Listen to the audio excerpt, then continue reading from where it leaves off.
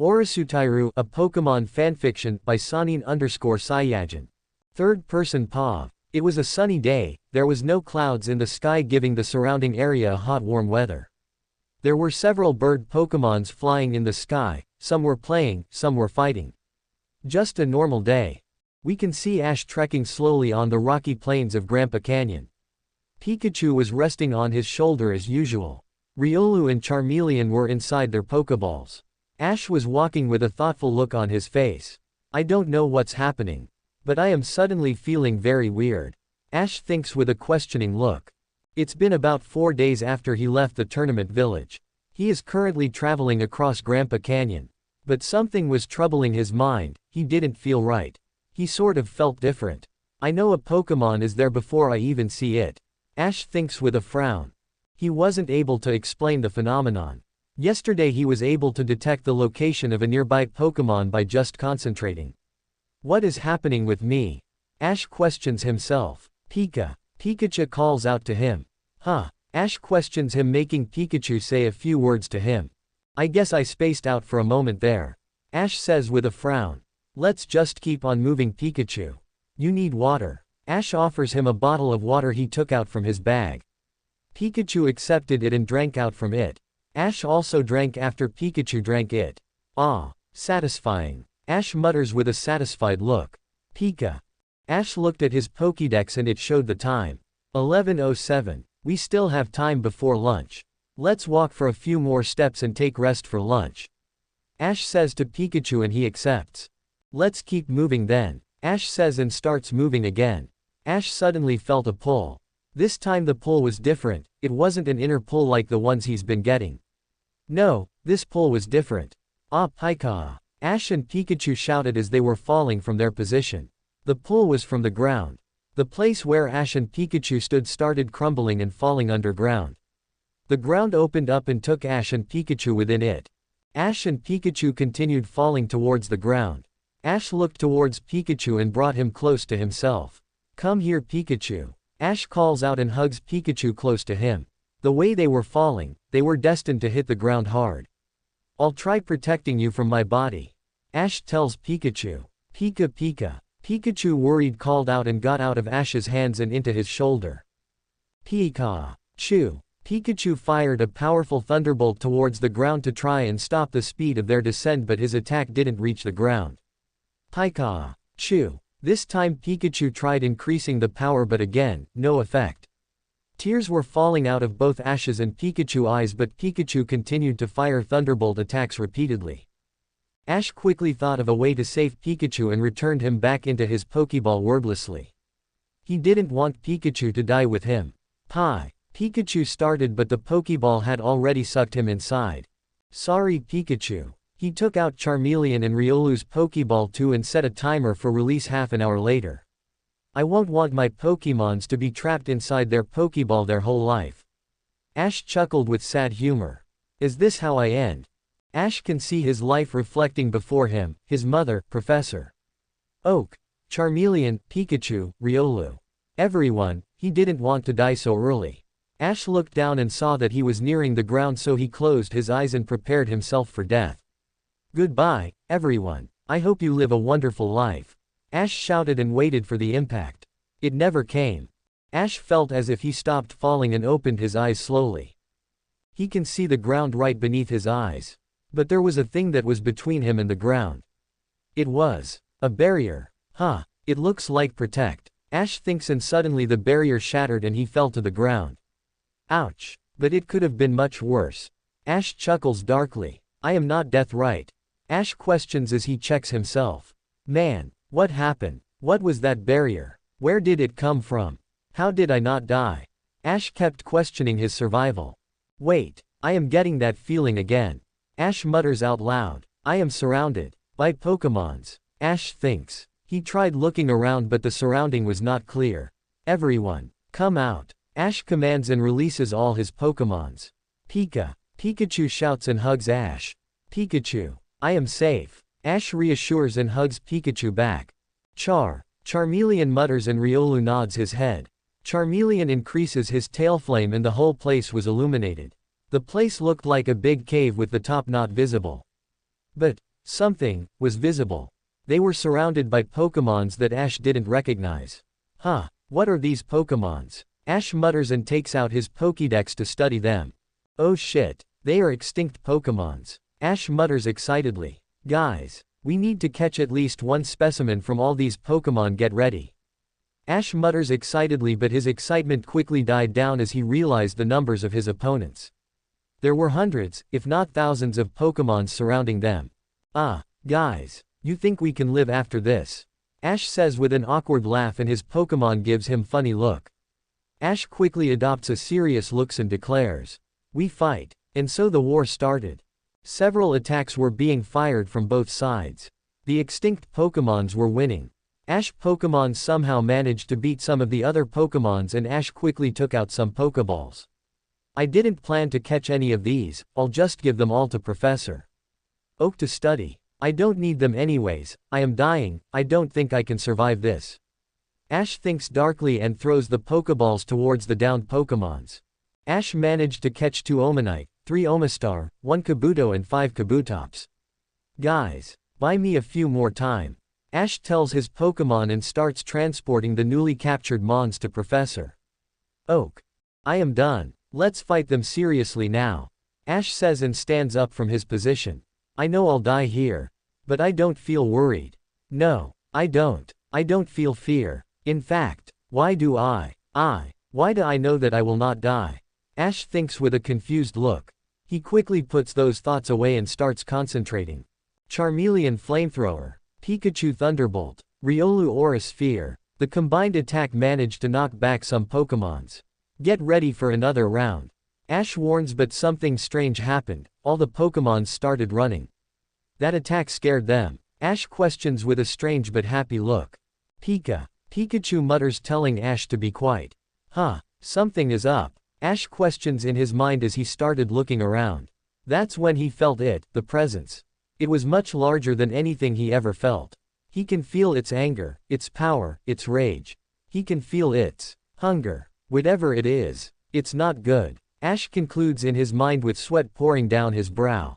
It's coming, guys. Ash whispers slowly. And that's when it attacked. It targeted Ash. Oh shit. Ash brought his arm in front of him to protect himself, and a blue shield formed in front of him. It's happening again. Am I producing it? Guys, quick. Use your most powerful attacks.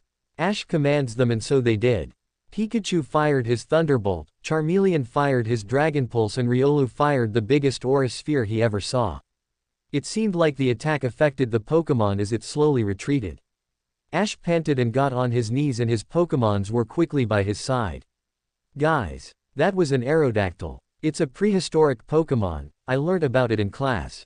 He informs his Pokémon and they nod their head. He felt it again. Guys, it's coming again. Get ready. He informed them and they nod their head. The Aerodactyl came directly towards Ash again, but this time, Ash neither had the energy or time to create a barrier and was taken away by the Aerodactyl. Shit. Ash cursed as he lost consciousness and was taken away by the Aerodactyl. His Pokémons called out to him worriedly and tried to reach out to him, but they weren't able to. Pikachu and Riolu tried firing their respective attacks, but nothing seemed to work. The Aerodactyl simply floated in the air above them and howled at them. Charmeleon was just standing there shocked. Charmeleon muttered and looked at the Aerodactyl with a dangerous look. Poke speech on. Give back Ash. I am warning you. Give him back right now. Charmeleon whispered to himself. I am warning you. Give him back. Now. Charmeleon continued whispering. Not even Pikachu and Riolu heard him. Give Ash back. Right. Now. Charmeleon continued to whisper slowly and dangerously. When I reach you, I'll make sure that I burn you alive. I'll kill you. Charmeleon dangerously whispered. You'll pay for it. You'll pay for it. You'll pay for it. ... You'll pay for it. You'll pay for it. Charmeleon shouted and started glowing. A pair of wings grew behind Charmeleon and he grew in size. Charmeleon's stomach grew in size and his neck extended. His claws became sharper and his tail grew larger. The horn in his head separated into 2 horns in each side of the head. A few seconds later, the evolution was completed and a powerful and mighty Charizard was standing in place of Charmeleon. At the same time, with Riolu. Give back my master right now, you monster. Riolu growled and started growling at Aerodactyl. Give him back, you freak. Riolu shouted with full and started glowing like Charmeleon. However, instead of growing in size like Charmeleon, the glow in Riolu started breaking apart. Imagine Super Saiyan Blue transformation. The only difference now was, Riolu was no longer blue in color. The color of Riolu fur had changed from blue to white. The only thing that remained unchanged was his mask-like face and ears, his coat and his legs. They were the same black color like before. Hey, I bring that freak down. You and Pikachu kick its ass. Charizard tells Pikachu and Riolu and they nod. Come here. Charizard shouts and flies towards Aerodactyl and tackles it with full force, pushing it backward. He then proceeds to use Metal Claw in his legs and frees the unconscious Ash from his grasp. Seeing Ash in such condition angered Charizard even more. Charizard carefully picked Ash up with one hand and his other hand started glowing.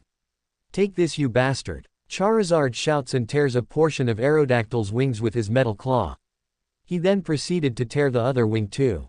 Aerodactyl starts losing balance and falls towards the ground with a cry. Where do you think you're going? Charizard shouts and fires a flamethrower at Aerodactyl, making it cry out in pain and fall towards the ground even faster where Riolu and Pikachu were waiting.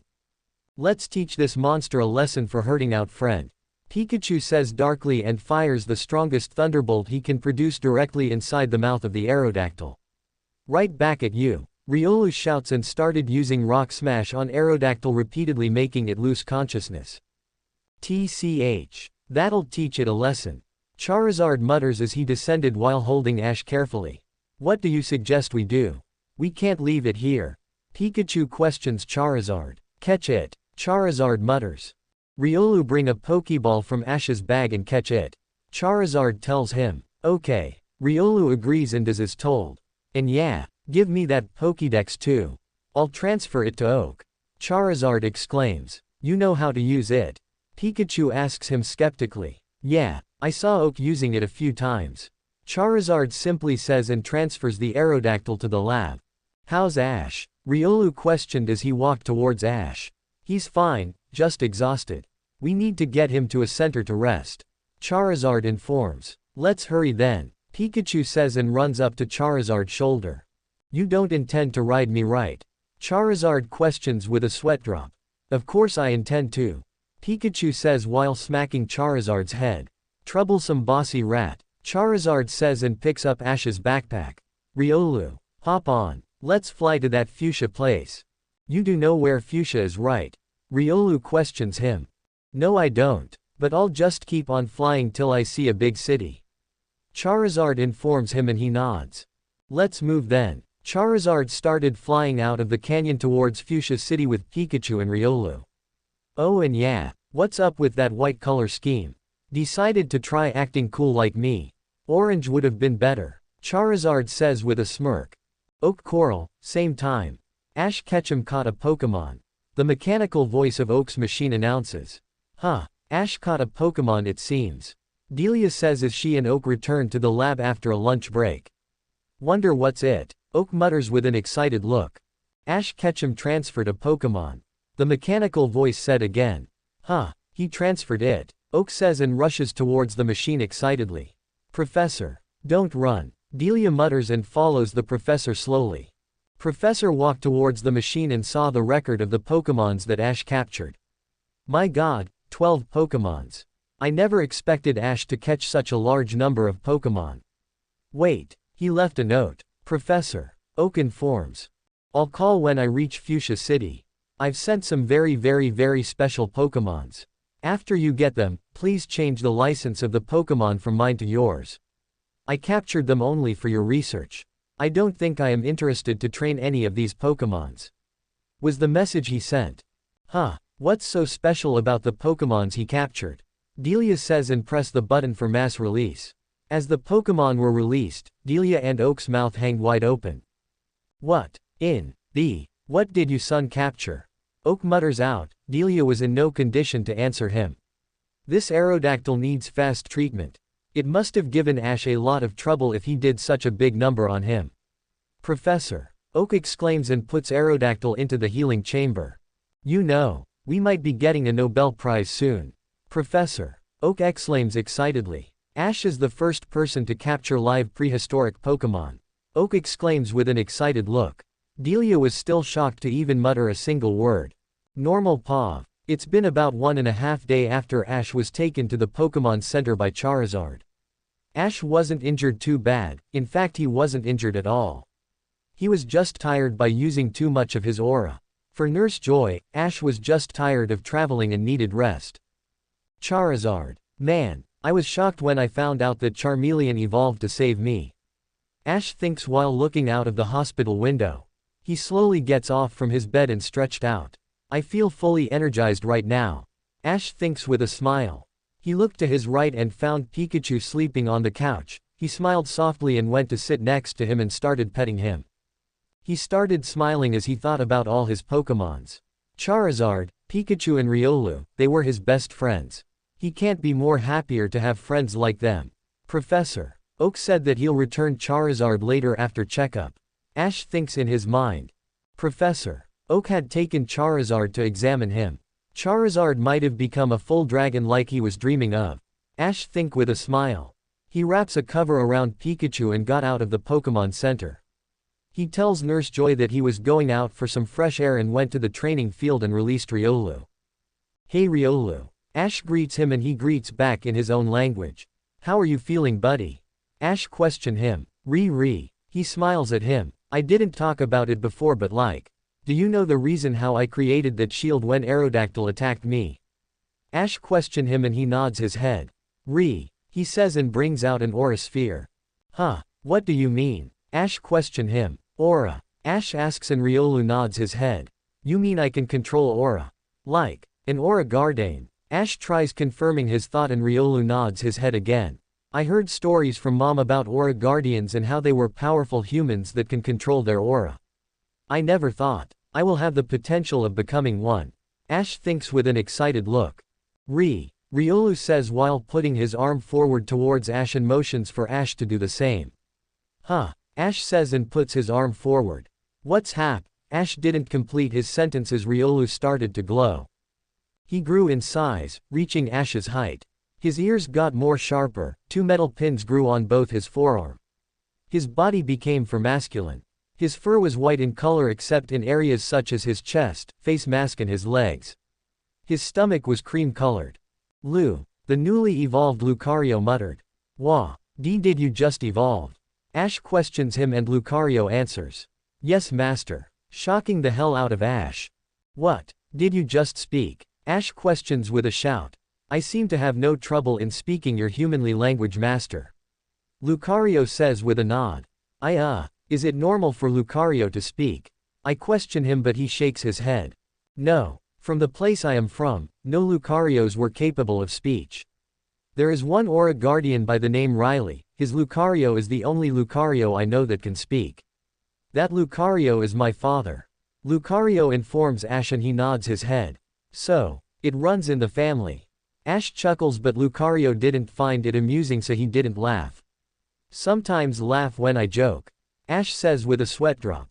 I'll try master. Lucario said with a look that showed amusement. Why you? Ash says and tackles Lucario towards the ground while tickling him. You do know that I am not affected by such antics. But I know that you are. Lucario says and starts tickling Ash in return. Sorry. Please stop. Not there. Ash started begging and Lucario finally let go of Ash. So, you can speak human language normally. Let's keep this a secret for a while. Ash says and Lucario nods his head. Yes master. Stop calling me master. Ash groans and Lucario says, okay master. You're calling me master just to annoy me right? Ash groans again. That's not my intention master. Lucario replies with a smirk. Smartass. Ash smacks his head. Yeah, how did you evolve so suddenly by just touching my hand? Ash questions Lucario. Normally Riolu evolve when they share a good bond with their trainers. But for aura trainers like you, if a Riolu gets even a little bit of aura from their partner, they can evolve into Lucario immediately. Lucario informs Ash. But, doesn't it mean like, you evolved too early? Ash questions him with a frown but Lucario shakes his head. No, I can learn whatever I want as a Lucario faster than as a Riolu. I can feel it, I am much stronger and smarter now than I was before, my growth will be faster in this form. That's why I decided to evolve. Lucario informs Ash, making him nod his head. Okay. If everything is good, there's no reason to talk about it. Let's go and take Charizard back from Professor Oak. He might have finished already now. Ash says and walks inside the center alongside the newly evolved Aura Pokémon. Ash went to his room first and woke up Pikachu. He told him that they are bringing back Charizard from the lab and Pikachu happily followed him. After going to the video phone, Ash called the professor and he picked it immediately. Hello Professor, are you finished studying Charizard? Ash questions him and Professor Oak smiles at him. Yeah Ash, I am done. Our suspicions were correct, your Charizard is a dragon type. He doesn't have the normal fire flying type of his species. Instead, he have a dragon fire typing. He is fully normal too. I didn't find any irregularities. Oak informs him. Ash also informed him about the evolution of Lucario. He decided to avoid the fact that he can use Aura though. He didn't want to raise many questions. After that, he got Charizard back and went back out of the center again. He released all his Pokémons and started speaking. Guys. Like you all know, we reached Fuchsia before the time indented. So we have a lots of time on our hands now. Let's use that time to train for some time getting used to your new forms and powers. I also want to train my Aura a little during Thag time. I am confident that Lucario will teach me. Lucario nods his head. Okay, so let's move out to camp outside the city. We'll train and return in 2 weeks' time or maybe more. Master, I want to test out my new form against the Fuchsia Gym. I want to fight all the Pokémons of the leader alone if Pikachu and Charizard agrees. Lucario says while looking at his team who nodded. Thanks. Okay Master. Will you allow me to battle Fuchsia alone? Lucario questions me. Okay sure. As you wish. Ash accepts. Let's move out to start training. Ash exclaims and his Pokémons calls out their names respectively. Fully ready to start their training. Oh and yeah, Charizard. You'll get to fight only in the Viridian Gym. You're too powerful for the other gyms. Ash drops the bomb making Charizard whine. Ash's paw. It's been 2 weeks since we've started training and today Lucario and I are going to challenge the Fuchsia Gym. During the past week, all of us had worked our ass off, especially Pikachu since he didn't want to be overtaken by his teammates. Pikachu started training with more vigor and managed to learn quite a handful of moves. Pikachu wasn't the only one training though, all of them trained harder than before. Charizard and Lucario had to work very hard to get used to their new bodies. Especially Charizard, the power that came with his new form was overwhelming. We had to train him to control his power so that he won't hurt other Pokémon unintentionally. I also made some progress with my Aura. I can sense my surroundings at will now. Sadly, this was the extent of my power. But I can't use that shield that I used against Aerodactyl, I can't produce it no matter how hard I try now. I hope someday I can do it without any problem. I looked at my left and saw Lucario staring at the large Japanese-style mansion with critical eyes. This is the Fuchsia City Gym.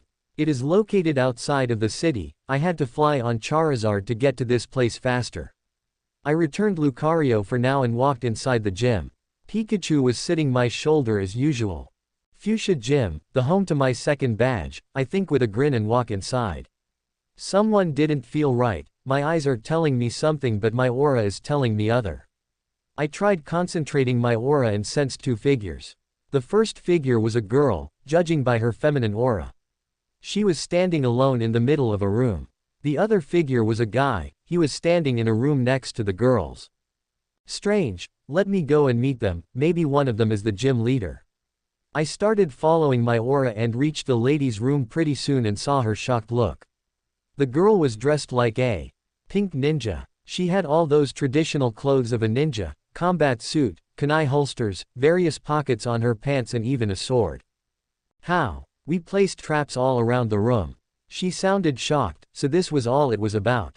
They placed traps to trap weak and pathetic trainers, understandable, they would want to face only capable trainers anyways. Oh, that's why I was feeling uneasy as soon as I stepped in this room. I tell her making her more shocked. Hey, are you the gym leader? Or is it the one in the room behind you? I question her with a frown. I am surprised you knew I am here. A man dressed similar to the girl questioned. He was wearing a purple suit instead of a pink one like the girl. I seized him up and nods my head. Yeah, I take it you're the leader of this gym. I question him, making him nod his head. Yeah, my name is Koga and this here is my daughter Janine. We are ninjas. He tells me and I nod my head. Ash Ketchum. I introduce myself and proceed to shake his hand. Oh, so you're the talented young man Blaine told me about. It's no wonder that you got through all my traps without any trouble. Koga nods his head and me and I got surprised a bit but quickly shrug it off. Gym leaders also discuss these stuff ehh. This match will be 2-on-2. Do you accept? Koga says and I nod my head. Very well. We shall fight in our training ground outside of the estate. Follow me. I just keep nodding my head and follows him silently. We walked out of the mansion and I see a big training field. It was bigger than the one they used in the tournament. I walked up to the trainer box and nod my head to Koga and he nods his head back. My daughter shall be the referee. He informed me and I nod my head at him. Janine proceeds to read out the rules of the match and I look closely at Koga. Koga is rumored to be weaker than Blaine, but I shouldn't take him lightly. I made this mistake already, I won't make it twice. I think back on the battles in the tournament. How cocky and overconfident I became after winning once. I won't make the same mistake again. Gym leader will choose first. Janine declares and Koga releases a powerful-looking Venomoth. I nod my head and pull out Lucario's Pokeball from my pocket. May the aura guide you, Lucario. I said as I released Lucario. The sight of a white Lucario shocked Koga but he quickly and expertly masked his shocked look. Ninjas. I think in the back of my mind. Lucario. Aura Sphere. Don't give him time. I command Lucario and he sets into action. Venomoth dodged the attack and releases multicolored powder from its wings. Lucario. Quick attack to dodge. I said and Lucario uses quick attack to get to the other side of the ring in an instant. Aura Sphere again. I command him to repeat the same move again. Venomoth moves in blinding speed and dodges the attack. It then comes right at Lucario and tackles him, sending him stumbling down. He then releases greenish powder from its wings. Oh shit. Lucario, that's Stun Spore, get out of that place. But it was too late as Lucario was already introduced to the powder making him paralyzed. I growl and tried to think of a way to counter the paralysis. I see Venomoth charging up a hyper beam and panic. Lucario, get out of the way fast. I cry out feeling panicked but Lucario wasn't able to escape and was hit by the powerful attack. Lucario managed to brush that attack off and stood up while dusting his legs. I internally smirked seeing the reaction of Koga. A small hyper beam can do nothing to Lucario. And moreover, because of the hyper beam, the effect of Stun Spore had lessened considerably. Time for Parback. Lucario, Venomoth will need some time to recharge because of the hyper beam. Don't give it time. Finish it now, use your strongest Blaze Kick. I command him to use his newest attack, Blaze Kick. It is one of Lucario's egg move and we managed to unlock it while training. Lucario runs towards Venomoth with a burning leg and kicks it, throwing him towards the ground. Venomoth stumbled for a moment, coming to rest. I thought that Venomoth was unconscious but it got up after a few seconds. Its eyes glowed for a moment and dimmed down. Lucario. End this. Bal's Kick. I command him and he runs towards Venomoth but something was not right. There was no flame on his leg. I suddenly remember Venomoth's glowing eyes. Blaze Kick has been disabled. I cursed under my breath and tells Lucario to stop the charge. I see Koga recall Venomoth and adopts a frown. I forfeit Venomoth. It is no condition to fight anymore. He tells Janine and she nods. Gym leader has forfeited his Pokemon. Release your next Pokemon. Janine announces and Koga releases a Crobat. I frown seeing the fully evolved Pokemon but quickly squints my eyes in concentration. Crobat is Koga's strongest Pokemon and I had to watch out for it.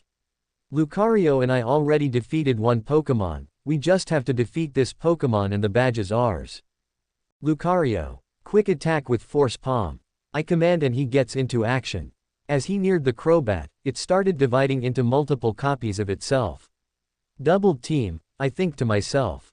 Follow your aura Lucario. Find which is the correct one and fire Aura Sphere. I advise and he nods his head and starts concentrating. Lucario opened his eyes and fires the Aura Sphere at Crobat, making a direct hit. But to our shock, Crobat easily shrugs off the attack and fires an instant Hyper Beam at Lucario, knocking him back a few steps. Crobat yet again exceeds my expectation and flies at Lucario and hits it with an X-Scissor. I grit my teeth and ask, "Hey Lucario.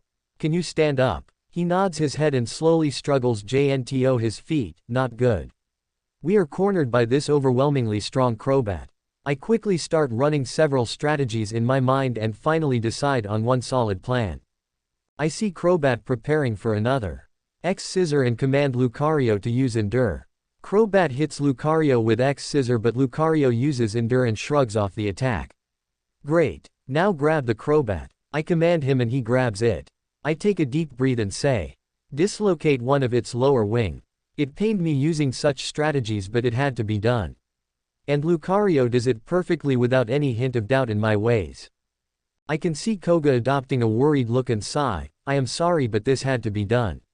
Lucario slam it into the ground. Lucario did as told. Crobat gets slammed into the ground and slides a little back. It tries to fly, but the dislocation in its wings forbid it from flying high. I see Koga grit his teeth and raise his hands. "I surrender," he says and returns Crobat and nods at me. Ash Ketchum wins the match. Janine says and takes the Pokeball from Koga's hands and walks away. Koga walks at me and smiles at me. "That was a brutal strategy that you used just now. I must say, that's a brilliant way to win a match." He nods his head in respect. I smile at him and says, "Thanks. So, this kind of moves are allowed in Pokemon matches?"